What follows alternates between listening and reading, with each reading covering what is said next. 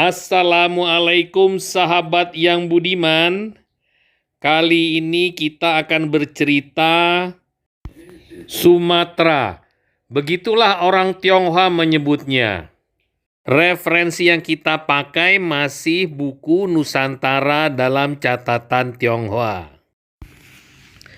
Sekarang kita akan melihat catatan Mahuan Yingya Senglan pada tahun 1416.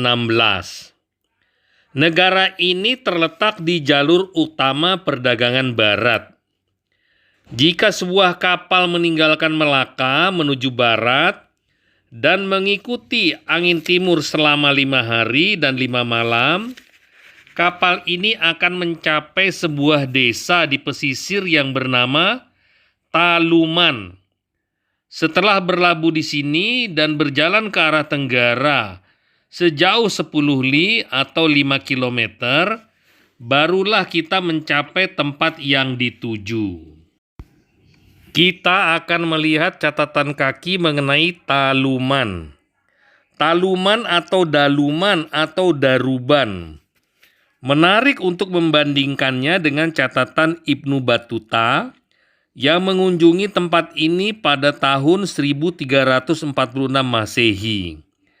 Kutipan ini berasal dari Esli halaman 200. Ketika kami mencapai pesisir tempat ini, kami berlabuh di pelabuhan yang merupakan desa kecil. Di desa ini terdapat sejumlah rumah serta gudang-gudang perbekalan untuk para pedagang. Dari kota bernama Sumatera ini, tempat kediaman raja berjarak 7 kilometer. Negara ini tidak memiliki kota yang dikelilingi tembok.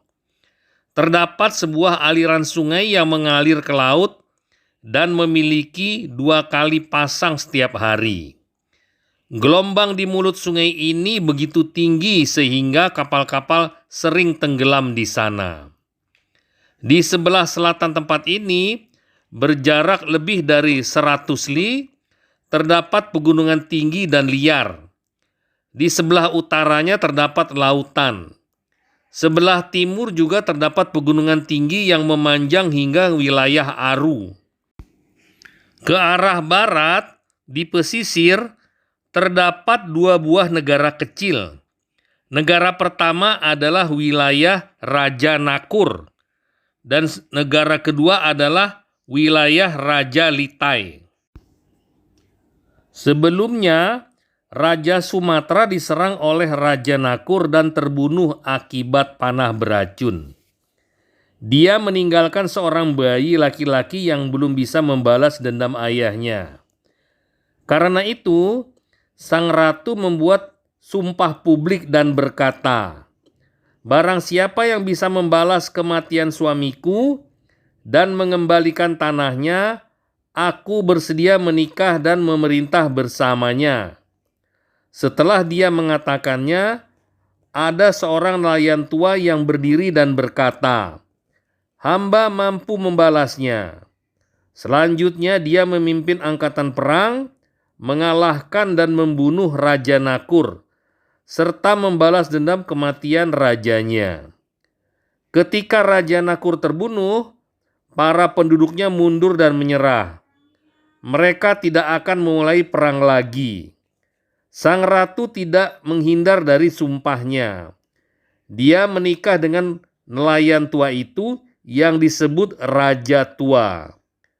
Urusan istana dan negaranya diurusnya dengan baik. Pada tahun 1409 Masehi, atas rasa tanggung jawab, Raja Tua membawa upeti berupa produk negaranya dan diterima dengan senang hati oleh Kaisar. Pada tahun 1412 Masehi, dia kembali ke negaranya. Saat itu, putra raja terdahulu bekerja sama secara rahasia dengan para bangsawan dan membunuh ayah tirinya, serta mengambil alih takhta. Sang nelayan memiliki seorang keponakan yang bernama Suganla. Sang keponakan mengumpulkan pengikut serta keluarganya dan lari ke pegunungan. Di sana mereka membuat benteng dan mulai melancarkan serangan untuk membalas kematian pamannya. Pada tahun 1415 Masehi, Kasim Zhenghe atau Panglima Cheng Ho datang bersama armadanya. Dia dan para prajuritnya menangkap Suganla dan mengirimnya ke istana di Tiongkok. Tawanan ini kemudian dihukum mati. Putra raja sangat berterima kasih dan terus-menerus mengirim upeti ke Tiongkok.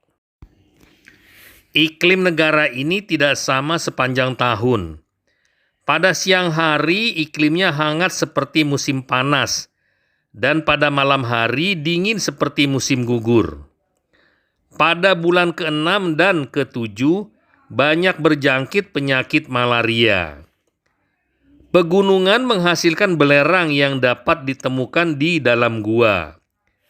Di pegunungan ini tidak ada tanaman atau pohon yang tumbuh karena tanahnya tandus. Tanah pertanian juga tidak subur. Mereka hanya menanam padi di lahan kering yang bisa dipanen 2 kali setahun. Tidak ditemukan tanaman barley atau jawawut dan jagung. Lada ditanam di pegunungan, tetapi penduduk juga menanamnya di kebun. Tanaman ini tumbuh merambat benda lainnya. Bunganya berwarna kuning dan putih. Lada adalah buah tanaman ini. Pada awalnya berwarna hijau dan berubah menjadi merah ketika matang.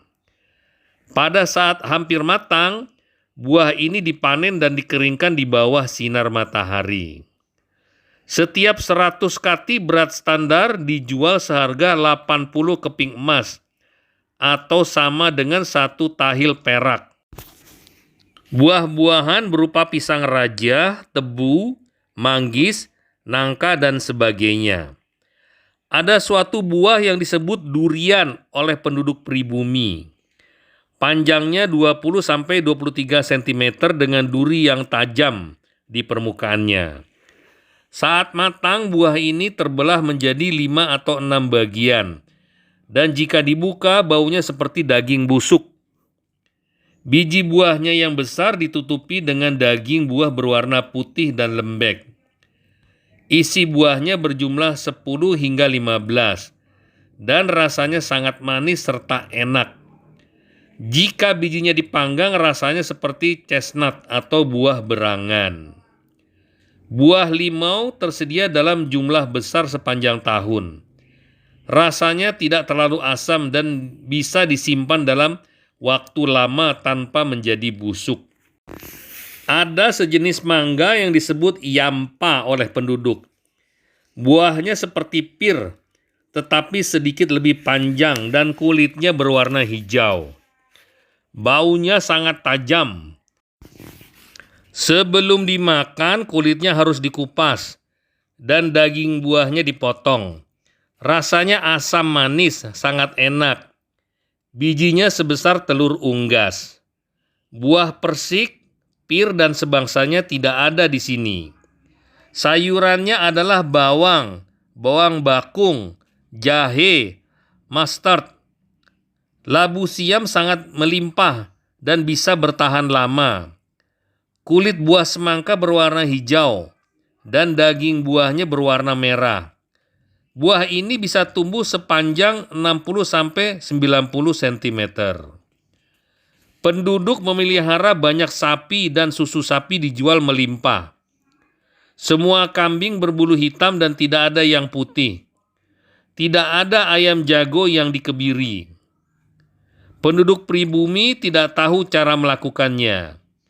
Berat unggas ukuran besar bisa mencapai 7 kati dan sangat empuk. Hanya dengan dimasak sebentar rasanya sudah enak. Bahkan daging ini lebih enak daripada unggas di negara lain. Bebek memiliki kaki yang pendek dan beratnya bisa mencapai 5 atau 6 kati. Mereka memiliki pohon murbei dan memelihara ulat sutra tetapi tidak tahu cara memintal sutra. Mereka hanya membuat gumpalan sutra. Kebiasaan negara ini sangat asli. Bahasa, upacara pernikahan dan penguburan, pakaian dan lain sebagainya sama dengan Melaka. Rumah-rumah penduduk dibangun tinggi di atas tanah. Lantainya tidak terbuat dari papan. Mereka membelah pohon kelapa atau pinang dan diikat dengan rotan. Di atasnya diletakkan tikar rotan. Tempat ini banyak dikunjungi kapal-kapal pribumi. Perdagangan barang-barang lokal sangat penting. Uang yang digunakan adalah koin emas dan timah putih. Uang koin emas disebut dinar, yang mengandung 70% emas murni. Bentuknya bulat dengan diameter 5 fen, ukuran resmi atau 1,6 cm. Dan beratnya 2 fen 3 li, kurang lebih 9 desigram. Dalam berdagang mereka menggunakan uang timah putih. Kalau melihat narasinya, ini sepertinya kerajaan Samudra Pasai di Aceh. Sampai di sini dulu sahabat, kita akan lanjutkan ke video lainnya.